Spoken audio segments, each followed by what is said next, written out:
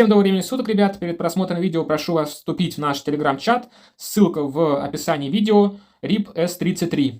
У нас уже почти 400 человек, самый большой чат по игре. Мы разделили все на темы, соответственно, новости, анонсы обновлений, гайды по игре. Ваши варианты героев вы кидаете, мы разбираем. Нетворкинг, знакомство, с какого сервера здесь пригодится в будущих сезонах знать. Соответственно, дальше вопрос-ответ. Здесь вы задаете вопросы по игре, мы отвечаем в течение часа, актуальные подарочные коды. Здесь вы можете отправлять далее свои видео, если вы по игре что-то снимаете, какую-то полезную информацию. Все тоже это посмотрят, оценят. И мемы, если вы любите создавать мемы, можете по игре сюда их отправлять для поднятия настроения. Спасибо вам большое за подписку заранее, за вступление в этот чат. Теперь приступаем к просмотру видео по игре. На типы урона, расшифровка типов урона, показателей в игре. Чтобы больше не было вопросов, что такое стратегический урон, урон горения и так далее. Было много запросов по поводу типов урона в игре, по поводу расшифровки показателей кораблей, броня, крит урон, атака и так далее. И вот сегодня вышел такой гайд, он согласован с разработчиками, был составлен одним игроком, отправлен разработчикам на согласование, и они его официально разместили. Я сейчас переведу на русский язык, но, в принципе, вы здесь вряд ли что-то новое узнаете, но были вопросы по поводу именно типов урона, давайте мы сейчас это с вами рассмотрим. Значит, первое – это боевая мощь, просто вот специализация на нанесение урона врагам. Стратегический урон, он фокусируется обычно на атаке вражеских кораблей с самым низким уровнем здоровья, то есть как бы добивает корабли. Урон от горения. Burning Dot, Damage Over Time. Это, получается, продолжительный урон. Корабли начинают горение, и это постепенный урон, который очень хорошо помогает в сражении против других игроков и против мобов. То есть очень вот, это продолжительный урон называется DOT. Да, то же самое относится к урону от затопления. То есть вот он, урон от затопления. И вот он хорош, написано в PvP и PvE, то есть в двух случаях. Прежде чем приступим к следующему типу урона, нужно здесь уточнить по поводу рекомендуемых капитанов. То есть, понятно, стратегический урон у нас идет Гриффин, на урон от горения Алестер, на урон от затопления Усанок, на убийственный урон идет Боунс и на урон от орудия Фелия. Далее, соответственно, вот он Cutthroat, урон убийственный, это высокая атака, основанная на максимальном здоровье, также используется для пронзания вражеской брони. Сейчас мы попозже рассмотрим, что такое броня здесь в этой игре. И урон от орудия, артиллерии. То есть он как раз-таки очень хорош при убийстве гарнизона порта, при нанесении урона зданий порта и против монстров, кракенов и так далее. OAE Damage это можно перевести как урон по площади. То есть такой сплэш-урон. Вот у вас есть на кораблях, многие тоже спрашивают, что такое за навык такой сплэш-урон. То есть он как раз-таки есть OAE Damage. И было бы хорошо бы иметь такой корабль, чтобы там был навык на сплэш-урон. Ну вот, когда у нас будет в третьем сезоне корабль на урон от орудий, там этот навык пригодится. Далее у нас идет, понятно, вот суппорт — это поддержка, то есть специализация на усилении вашей команды и на ослаблении противника. Далее у нас идет, как можно перевести, прирост, то есть это вот усиление вашей, соответственно, группы кораблей. Особенности группы кораблей. Это, как вы знаете, есть там такой герой, который агрессию, синий, например, который агрессию увеличивает. Суппорт — это можно Армстронг, например, отнести к суппорту. Далее, рекавери — это вот наши хиллеры, Корделия. Значит, понятно, специализация на восстановлении жизни вашей команды. И ослабление — это, например, проклятый Эд. Он специализируется на, соответственно, специализация на ослаблении вражеских кораблей. Их навыков кораблей. Далее идет защита, то есть классический ахаб. Соответственно, специализация на увеличении выживаемости вашей команды. Далее таунт — это воздействие на врага, соответственно, он увеличивает выживаемость вашей команды. Например, он, как вот вампиризм есть такое, то есть забирая здоровье у врагов и вам добавляет. Соответственно, он защищает ваших, он отвлекает внимание врагов и тем самым защищает ваших героев. И вот Shield, опять же, увеличение вашей выживаемости, конкретно вот то, что делает Ахаб, путем создания щита, который блокирует входящий урон. Эти все значки вы можете видеть на героев, и они здесь разобраны сверху у каждого героя. То есть мы сейчас с вами рассмотрели это вот огневая мощь, вот навык сверху урон от орудия, то есть то, что здесь написано героев, поддержка, ослабление, вот. То есть суппорт, поддержка и вот ослабление, все эти значки здесь сохранены в этом гайде. Соответственно, еще у нас отдельный тип, это вот усиление, про которое я говорил, gain, перевод, и поддержка, то есть он, например, агрессию увеличивает. Вот это вот мы сейчас с вами и рассмотрели. Далее по поводу кораблей тоже здесь рассмотрено многоборец на флагмане. Вот стратег, стратегический урон, нападение, убийственный, здесь ничего нового. То есть это горение, затопление. Вот насмешка, вот где вы могли увидеть насмешка. То есть дразнит врагов, заставляя их нападать друг на друга. Это как раз таки к кораблю проведения относится. Далее идет, соответственно, сами атрибуты, то есть все показатели, которые на кораблях. Давайте мы сейчас с вами перед началом разбора всех показателей посмотрим на конкретном герое. То есть у нас вначале идет сила, атлетизм, ловкость, точность, скорость. Соответственно, английские аналоги: strength – сила, constitution, agility, dexterity и скорость. Первое – это вот сила, strength, STR. Каждая единица силы увеличивает атаку вашего корабля на 0,2%, а сила, когда у вас сражение идет в вызовах, например, героев, то есть close combat, 5 на 5, каждая единица силы увеличивает атаку героя на 2. То есть там 0,2%, здесь 2. Атака просто. Высокая атака означает высокий урон.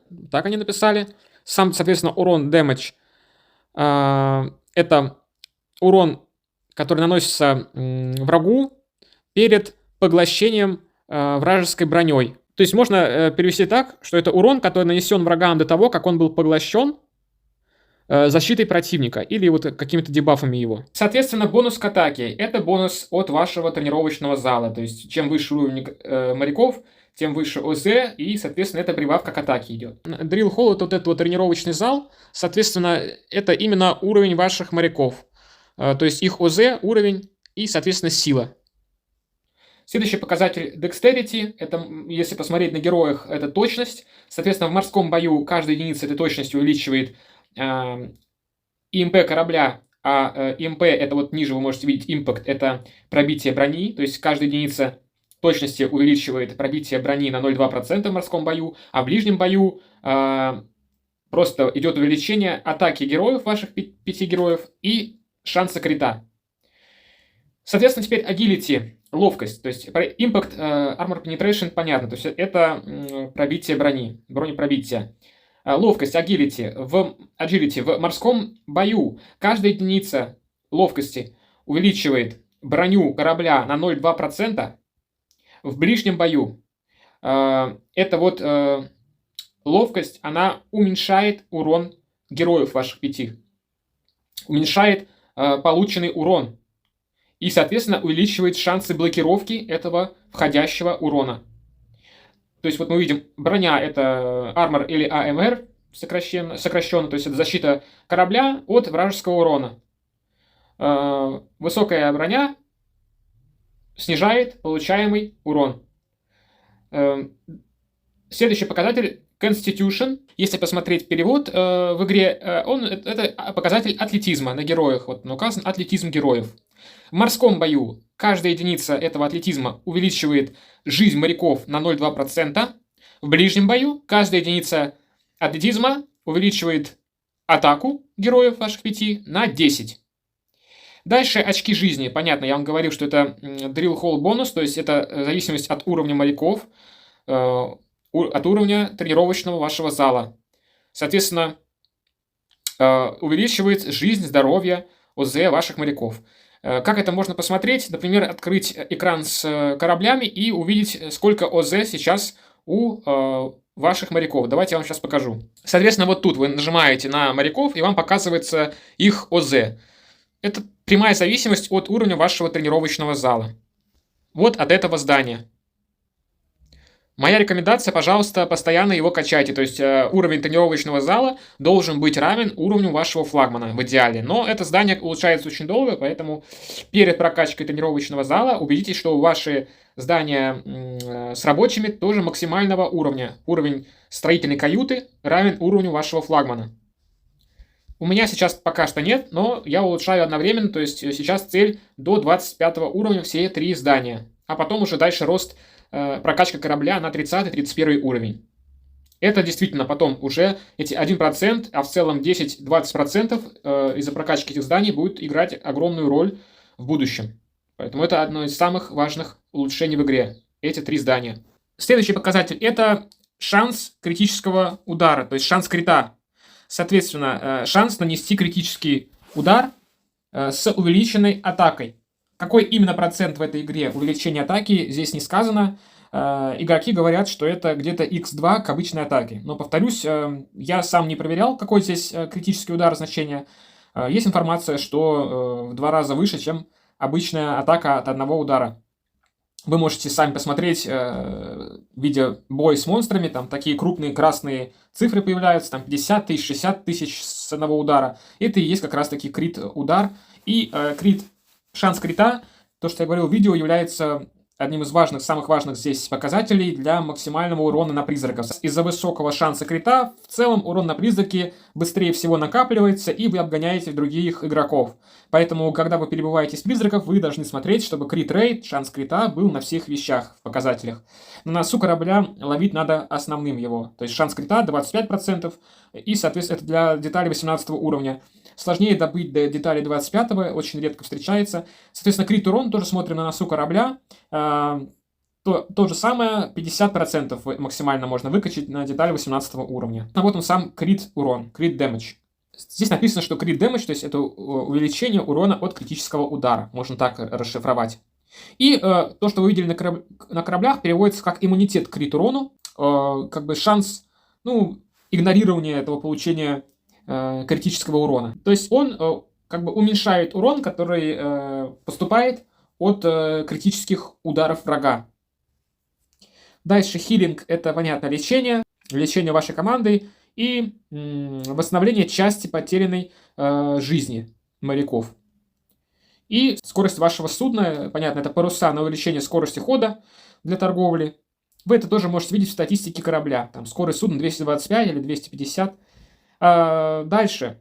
Вот то, что я говорил, урон, продолжительный урон.